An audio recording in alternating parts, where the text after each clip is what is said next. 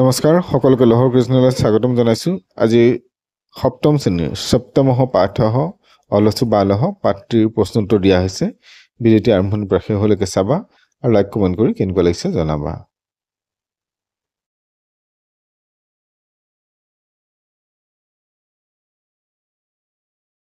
প্ৰশ্নোত্তৰখিনি চাবা এতিয়া। 1 নম্বৰতে দিছে মঞ্জুষাত ক্ৰিয়াপদানি চিত্তোৱা ৰিক্ত স্থানানি পূৰয়ত।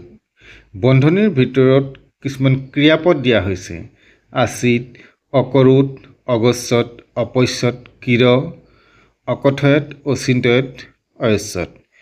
এইখিনি লৈ পেলাই কি কৰিব লাগে, যিখিনি খালী ঠাই আছে তাত পূৰ কৰিব লাগে। যেনেকৈ পিপিলিকা অপি এততেব উত্তৰং অয়স্যত, একেবাৰে শেষৰ শব্দটো। ততঃ অলসঃ বালকঃ অচিন্তয়ত, তাৰপিছতো সহ তান অকথয়ত, অৱকাশঃ ন অস্তি তমেব কিৰ, বৃক্ষস্য শাখায়াং সহ একং কাকং অপশ্যত, ততঃ উদ্যানম অগচ্ছত, সহ কায়্যম অপি কদাপি ন অকৰোত, একঃ অলসঃ বালকঃ আছিত। এতিয়া এটা কথা মন কৰিছেনে, উত্তৰসমূহ কৰ পৰা যদি প্ৰথম পাছোৱা তেতিয়াহ'লে ক'ৰ পৰা মিলি আহিছে? কত হৈছে অয়স্যত, খ অচিন্তয়ত, গ অকথয়ত, ঘ কিৰ, ঙ অপশ্যত, চ অগচ্ছত, শ অকৰুত, জ আছিত। ক্ৰমাগতে শেষৰ পৰা মিলি আহিছে। এতিয়া তাৰপিছত দিলে 2 নম্বৰতে উদাহৰণং অনুসাৰং ৰূপানি লিখত। উদাহৰণ অনুসৰি ৰূপটো লিখিব লাগে। উদাহৰণ কি দিছে? গম ধাতুখন দিছে লত লকাৰত। যেনেকৈ গম ধাতু লিট লকাৰ দিছে, লত লকাৰ নহয়। কেনেকৈ দিছে? একবচন, দ্বিবচন, বহুবচন ওপৰত দিছে, কাষৰ ফালে দিছে প্ৰথম পুৰুষঃ, মধ্যম পুৰুষঃ, উত্তম পুৰুষঃ। এতিয়া গম ধাতু প্ৰথম পুৰুষত কি আছে? গমিষ্যতি, দ্বিবচনত গমিষ্যতঃ, বহুবচনত গমিষ্যন্তি। মধ্যম পুৰুষত আছে গমিষ্যসি, গমিষ্যথঃ, গমিষ্যথ। উত্তম পুৰুষত আছে গমিষ্যামি, গমিষ্যাবহ, গমিষ্যামহ। এতিয়া ঠিক তেনেধৰণে আমি বদ ধাতুৰ ৰূপখন বনাব লাগে।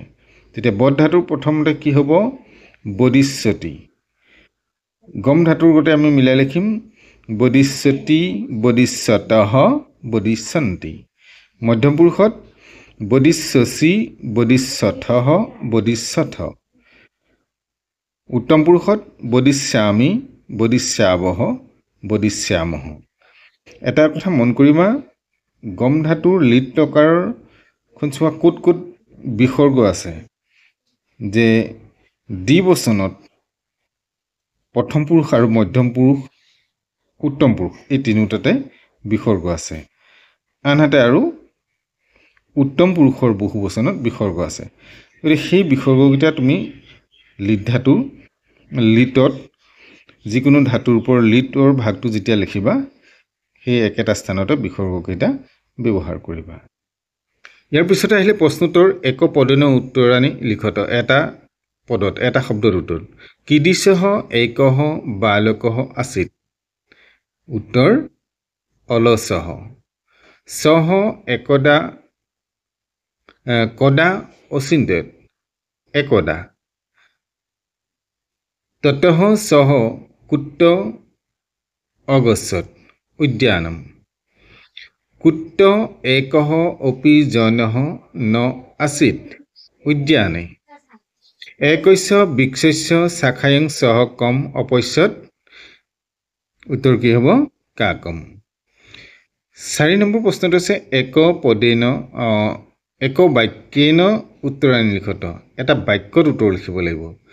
বালকঃ কিম অবদত, ল'ৰাজনে কি বুলি ক'লে? এতিয়া আমি উত্তৰটো চাম, চোৱা।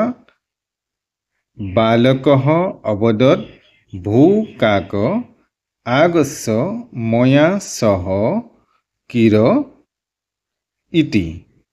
এইখিনিলৈকে আমি লিখিব লাগিব। তাৰপিছত দিলে ততঃ সহ উদ্যানে কান অপশ্যত।